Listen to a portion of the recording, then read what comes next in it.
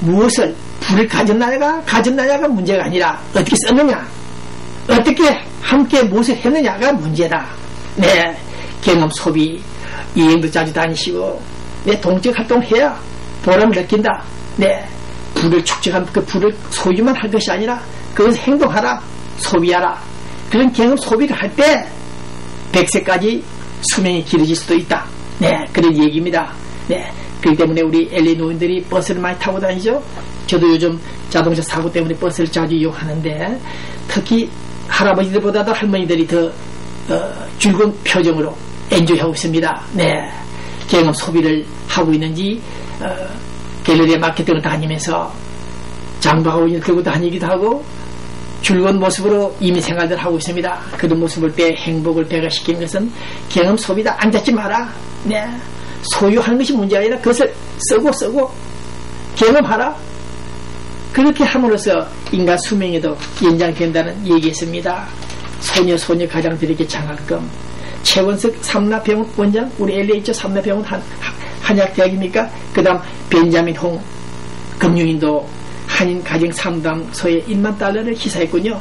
네, 소녀 가장들에게 장학금을 주고 한인 가정 상담소에 1만 달러를 기부한 우리 LA 교민 인사들, 네, 경험 소비를 잘하고 있습니다. 이런 분들이 있기 때문에, 네, 자랑스럽다. 우리 코리안들이, 네, 유스타 부동산 남문기시 그 어려운 상황에서도, 불경기 속에서도 50명 되는 장학생들 선반에서 장학금 주었다는 뉴스가 있었죠. 어쨌든 우리 많은 교민 인사들이 어려운 사람들에게, 또 학생들에게 많은 장학금 주길 바란다는 것입니다. 우리 LA 대한항공, 아시아나항공 미주본부들 다른 행사 봉사도 많이 하고 있습니다만은, 가능한 우리 LA의 어려운 분들 이런 장학금 제도 좀 두고 봉사 좀 해주고 경험 소비를 통해서 대한항공이, 아시아나항공이 더 급부상하기를 기대한다, 이것입니다. 네. 그 다음 서울대학교 안에 통일평화연구소가 있습니까? 네, 그분들이 어제 그저께 남북통일 통합지수가 2년 동안 이명박 정부가 들어서고 난 다음부터 계속 하락이다, 추락이다, 그렇게 진단을 하고 보고서를 발표했는데, 여기서 문제가 있기 때문에 봉 기자가 인터넷 뉴스에 보도를 했습니다만은, 이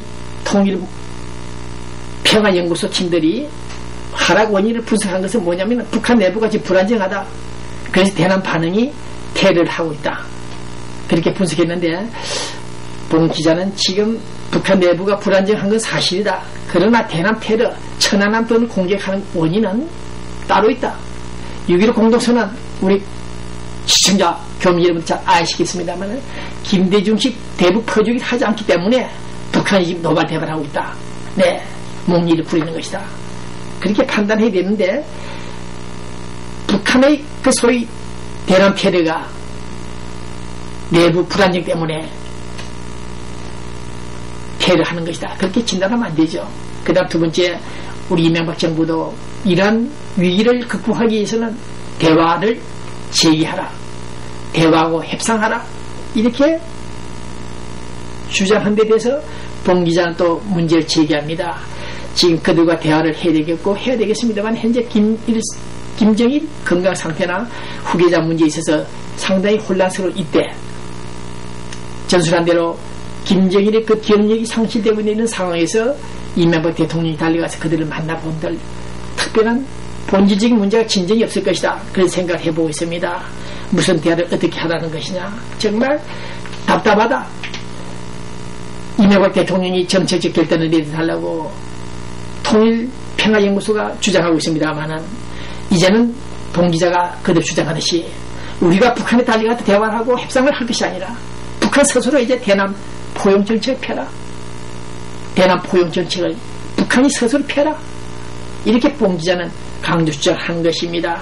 지난 30년간 40년간 우리는 북한을 향해서, 북한을 만나서 생체 실험까지 하면서까지 한반도 평화 통일을 이루어보려고 노력했으나 결국 오늘 우리는 다시 원점으로 돌아갔던 사실입니다. 이런 점 볼 때 이명박 대통령의 소위 원칙 있는 대북 정책들이 얼마나 적합한가, 모르고 무조건 북한에 달려가서 협상하라, 대화하라, 이런 채권을 한다면 문제가 있다. 지금은 현재 이 시간, 이 시츄에이션에서 볼 때는 대화할 때가 아니다. 그렇게 본 기자는 정리하고 싶습니다. 네, 뜨거운 맛을, 우리가 북한의 뜨거운 맛을 몇 번 봤음에도 불구하고 정신을 못 차리고 있는 대북 전문가들, 연구가들, 오늘의 북한 실체를 다시 한번 연구 검토해 주길 바랍니다. 이제 끝으로, 자, 라디오 코리아, 우리 서울 라디오들이 많이 보도되고 한국 언론도 보도했죠. 지난 8.25 때 우리 이명박 대통령이 통일이 다가온다, 통일이 온다, 이런 에드벨룬 때였다. 네, 여기서 본 기자는 말씀드립니다.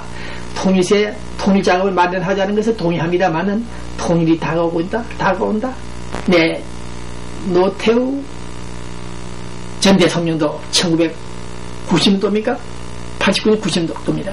임기 말에 금세기 안에 20세기 마지막 안에 통일이 올 것이다, 그런 말을 했다가 빛좀 개살고 됐습니다. 네, 도라미나무 카불이 됐습니다. 북한 체제도 제대로 파악하지 못하고 그냥 금세기 안에 통일이 온다, 통일이 될 것이다. 이제 우리 이명박 대통령은 통일은 반드시 온다, 반드시 오겠죠. 우리는 믿습니다. 우리는 기대하고 있습니다. 그러나 그 통일이 통일이 되어야지, 북한이 흡수되는, 우리 남한이 북한에 흡수되는 그런 통일이 돼서는 안 될 것이다. 그리고 북한이 붕괴해서 남한은 흡수되면 좋은데 붕기자는 어렵다 그런 생각을 오래전부터 하고 있죠. 네, 중국이 버티고 있는 한, 우리 한반도는 4대 강국들이 포위하고 있는 한, 자유롭게 순조롭게 자유민주 평화 통일이 어려울 것이라는 것이 본질의 관측입니다. 네, 이럴 때 북한은 이명박 대통령이 통일 자금을 좀 마련하자고 했더니 한다는 소리가 이틀 만입니까? 이틀 만에 조평동 조국평화통일위원회에서 밝힌 내용들입니다. 그것은 이명박의 말은 전면적인 체제 대결을 의미하는 것이다, 선언한 것이다, 어리석은 망상이다, 불순하기 짝이 없는 통일세 망발의 대가를 단단히 치르게 될 것이다, 그따위 소리 계속하면 대가를 치를 것이다, 이런 협박 더러운 소리를 하고 있습니다. 북침 한편도 북침 전쟁을 군사훈련을 하면서 무슨 어느 죽을 평화통일 공동체를 부르짖고 있느냐.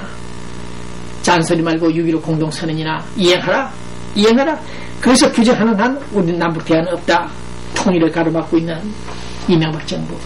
이렇게 우리 서울 이명박 대통령의 비핵개방 3천을 그 내용을 모르고 그것이 얼마나 더 좋은 당근인 것을 모르고 퍼붓고 있는 이 북한 무식한 집단들, 이들의 그 두뇌를 가지고 어떻게 세계화 개방화가 될 것인지 참으로 암담하다